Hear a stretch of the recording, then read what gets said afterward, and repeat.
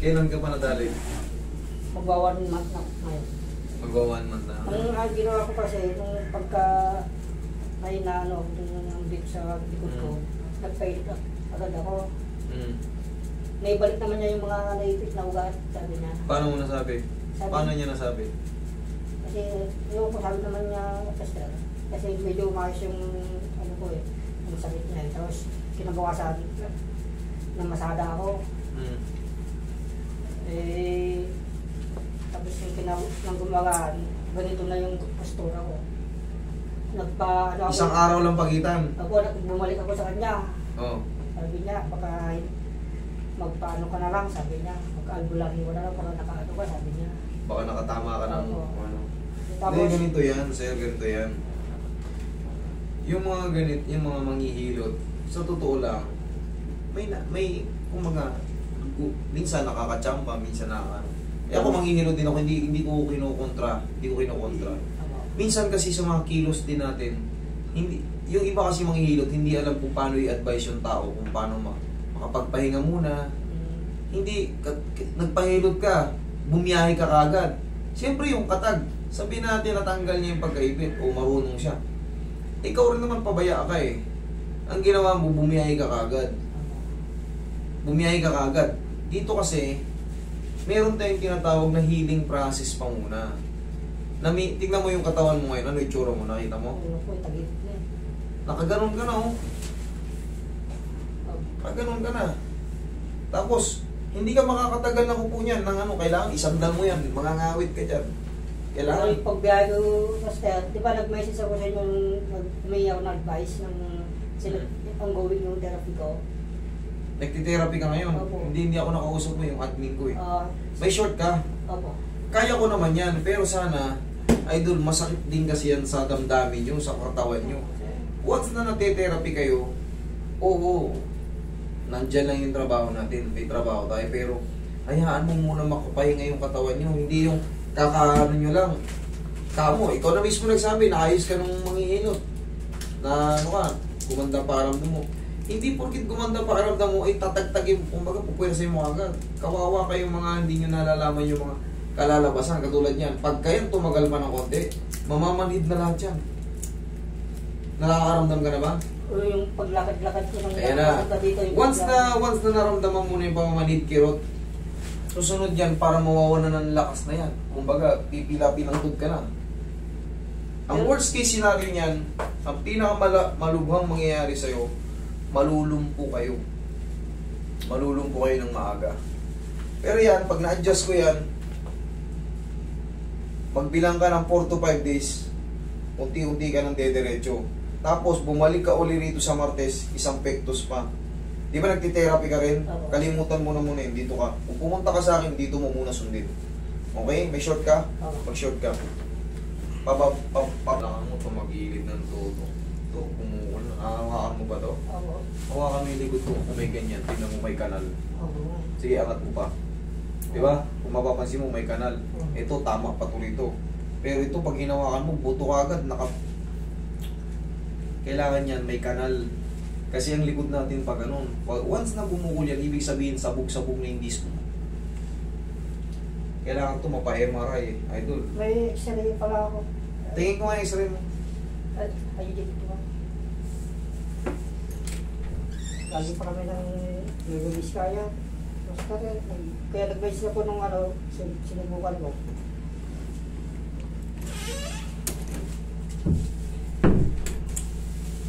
Yan, ano yun?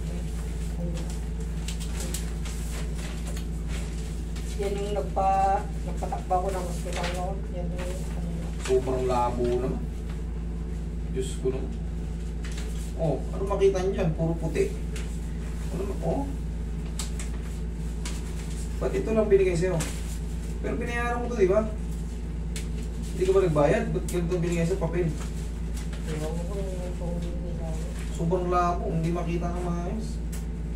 Puti-puti.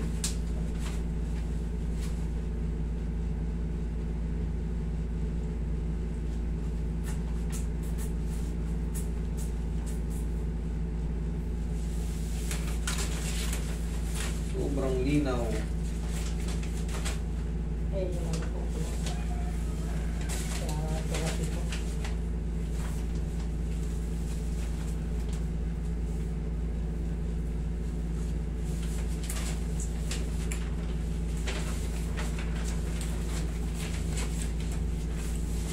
Higa ka para gilid. Simple lang ang gagawin ko sa'yo. Sige, higa ka para gilid.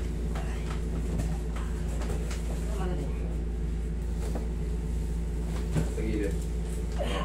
Pag ganyan, masakit. Oo. Kabila ka.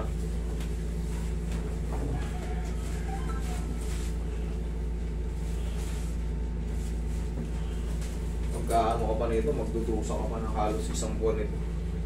Letter-sing na yung buto mo. Tapos nag-angatan na yung mga buto niya rito. Relax mo na. Tatanggalin ko lang muna yung masakit para nakakilos ka ng maayos.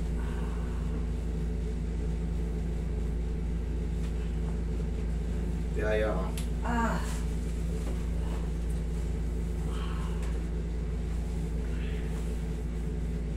Sisingaw mo ngayon yun.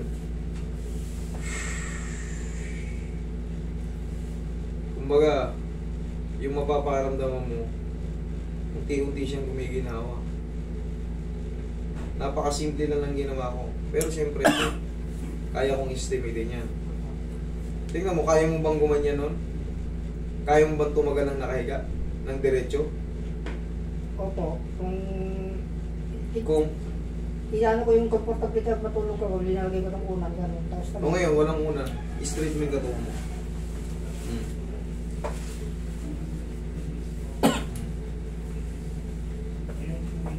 Kita mo yung changes?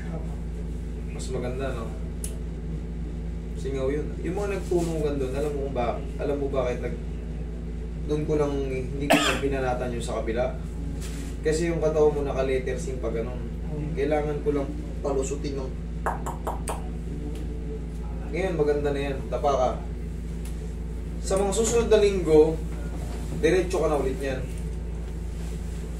Okay? Susunod na linggo, diretso ka na ulit yan. Walang pinagkaiba to sa operator nung pumunta rito. O nga po, napapanood ko. Nakita mo ba yun? Oo. Yung operator ng bako? Opo. Siyempre, kita mo, ang laking tao no, nakaganon nung pumasok dito. Walang pinagkaiba yan sa'yo. Ikaw, ganito ka rin pumasok. Sa susunod na 2 linggo, malayong-malayo na yung nararamdaman. Kahit 1 linggo lang, malayong-malayo na yung nararamdaman mo sa nararamdaman mo ngayon. Okay? Kabubuhat natin yan. Tapos, drive. Masakit na yung balakang natin, pinipilit natin ano. Tsaka, wag niyong ipilit. Pag under therapy kayo, nagpupuwersa niyo yung katawan niyo. Tsagain niyo muna magpahinga. Kasi, lalo na akong napapahamak eh. Katulad niyan, pinilit mo mag-drive, kakapahilot mo lang. O ano nangyari kinabukasan? Later, sika. Diba?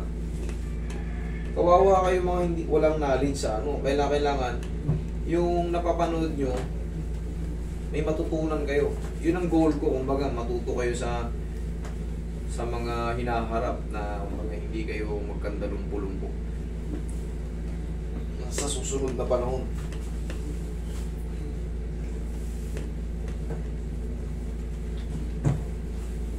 Kasi masisira mo yung ano eh. Masisira mo yung reputasyon ng ano eh.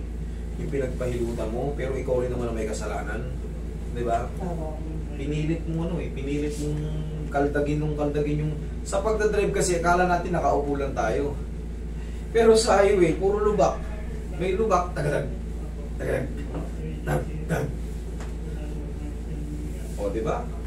May ipitsong na natin, dis natin ang hirap na.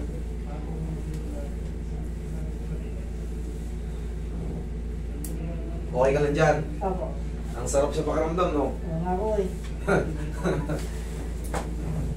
Oh, tingnan mo kahit hindi mo nahanapin yung ano, yung posisyon, isang padapa lang. Sa tutusin hindi ka makakaganyan yung isang posisyon. Hahanapin mo ng pilit na maalwan ka. Pero dahil may ginawa na ako sa kanya, wala na, kumbaga, sumingaw na kaagad.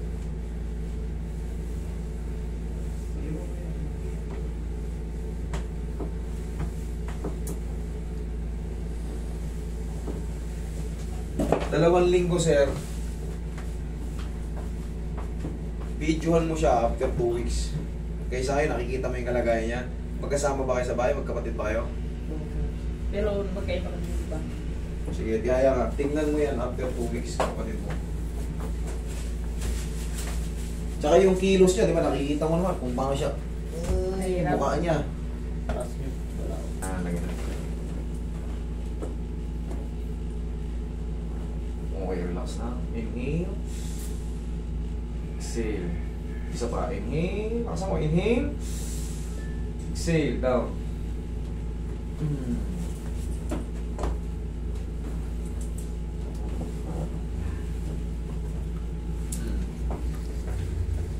Kayang-kaya na. Tumagilid ka kani pag ganon. Di ba hindi ka pwede pag ganon? Ako kasi. Tagilid ka ron. Sige, tagilid ka ron.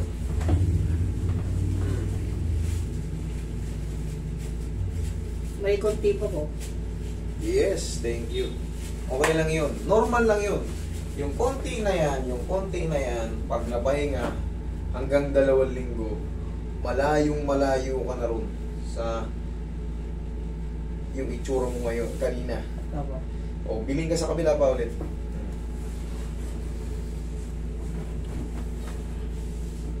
Tanong mo lang masakit niya. Ito pa rin yan masakit dyan. Ito pa rin ang masakit dyan. Yun pa rin yun eh, sa ilalim. May mga kutik-kutik dyan. Normal lang yun. Tapos, paglipas ng 3 to 4 days, doon magsisimula yan. 3 to 4 days patas. Paglipas ng ganon, diretso na yan. O, sige nga, testingin mo, ganyan ka lang. Alis kayo. Masakit siya? Ako. Masakit siya? Sige.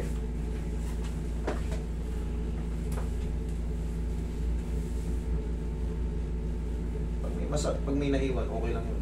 Aayusin natin. Ito, sa puwet? Ako. Okay, good. Tiisin nyo lang kasi talagang sinisiko natin yan.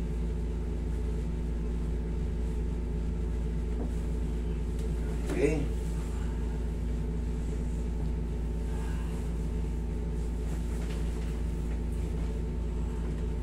Sarap yan. Sa pinaka sa pinaka puwet, yung muscle ng puwet. Yan, pinapatamaan natin, napapanood yan day by day. Yung itsura, yung kalalagyan mo ngayon, kumbaga yung katapos-tapusan nito, yung katapos-tapusan. Paglabas mo rito, tabingin ka pa rin. Pero sabi ko nga sa inyo, videoan mo siya habang lumilipas yung mga araw. Magsisimula yan 3 to 4 days pataas. Pabalik ng pabalik yung katawan niya. Tapos, yun nga, hayaan mo muna makapag-rest ka. Okay? Yaya ka?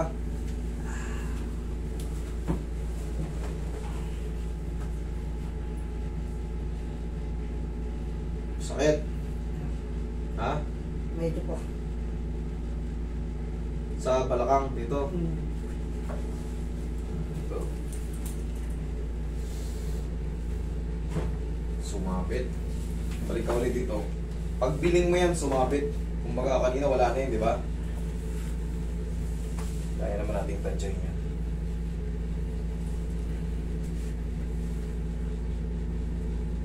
Relax lang. Yung, kaya ulit.